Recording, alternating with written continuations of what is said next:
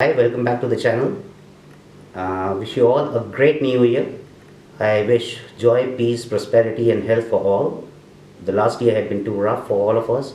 So this year I thought I'll share something sweet to start with. And here we have this butter shortbread recipe today to share with you all. For this, it's a very simple recipe using only 3 ingredients, and the history can be traced back to Scotland. It was first originated in Scotland in the 12th century. The whole idea behind was to not to waste the leftovers and bake again everything that was left over. And it was called biscuit. So the term biscuit originated basically from something that is twice baked. And it's a very simple recipe that I'm going to share with you today. We have regular flour, 300 grams, 100 grams of castor sugar, or you can also use a mix of castor and icing sugar, and 200 grams of butter lying at room temperature. This one has been lying for almost overnight and it's become pretty soft, pliable. So let's start it.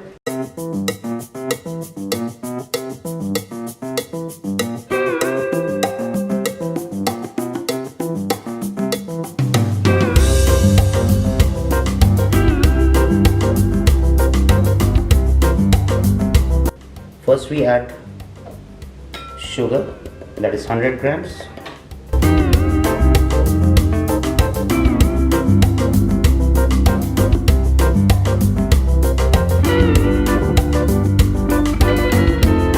And butter to a mixing bowl.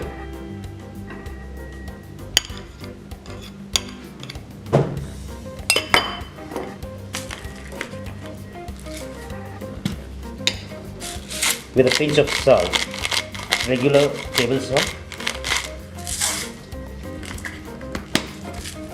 and using your fingers you can mix the two together.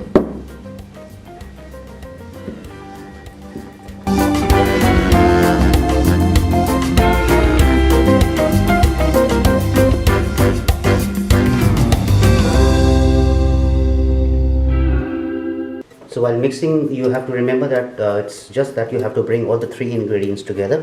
You don't have to knead it the way you do it for the pastry dough. So I've divided this into 2 parts, and then you can either roll it on a board with a rolling pin and then use a cookie cutter to cut the desired shapes.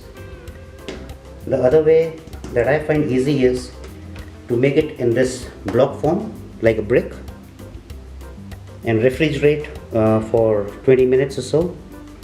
This is one I have in place, and you can just press it with your hands, with your palms, and give the desired shape, or you can also pat it on the mat so that you have smooth edges from all the 6 sides. And you can wrap it in a cling film and rest it in the refrigerator for 20 minutes or so. After that, we can just cut it into cookie size pieces and bake.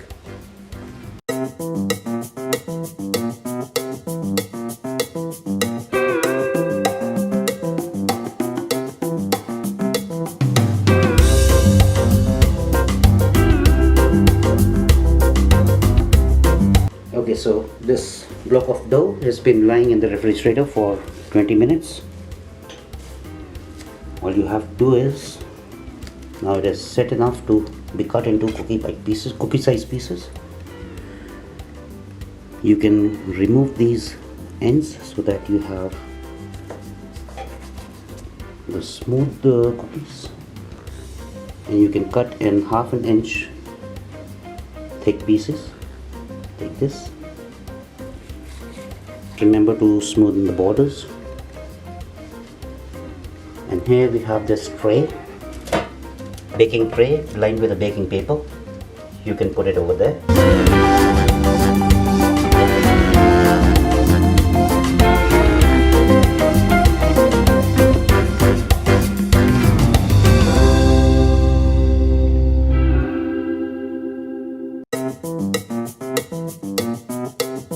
So once all the cookies are lined up on the baking tray, make sure that you have some gap in between them because they have a tendency to expand while baking.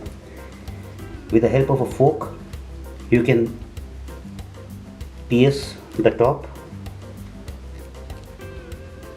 This is the traditional decoration for the shortbread. Number 2, it helps the moisture escape from the cookies, and number 3, the heat penetrates through and through so that they are baked evenly. You don't have to go all the way down, just about 3/4 of it has to be pierced. Okay, once this is done, the oven has been heating here for 5-7 minutes at 180 degrees, and you need to set the timer at 20 minutes at 180 degrees centigrade. Okay, so as the cookies are baking, you have to keep an eye on them because you don't want the brown tinge all over the cookies. Just when the edges start browning, you have to take it out. They might appear soft to touch, but that's perfectly alright. Allow it to cool down for about 45 minutes, and they are ready to be served. The best thing when you are baking is, I would say that you should know your oven. Every oven has different settings, and it takes different time to bake the goodies.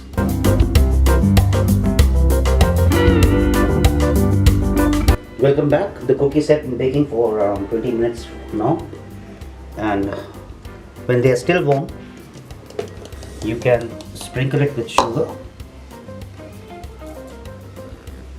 so that the granules stick to the cookies when they are still warm. Or you can also have a variation like cinnamon powder and sprinkle it all over the cookies if you want. Allow it to cool down for about an hour, and they'll be ready to be served. So the cookies have been cooling down for about an hour or so. This is how they look. You can serve this with the afternoon tea or as an accompaniment to the desserts like ice creams and puddings. These cookies have come out very rustic, but if you want it in proper shape, you can use a cookie cutter. After they cool down, if you wish, you can melt some chocolate, any chocolate of your choice, and dip the cookies halfway through in the chocolate, which will be a nice treat for the children. So if you've liked the recipe, please subscribe to the channel, and please try it once. Let's see how the cookies crumble. Wish you once again a very happy new year.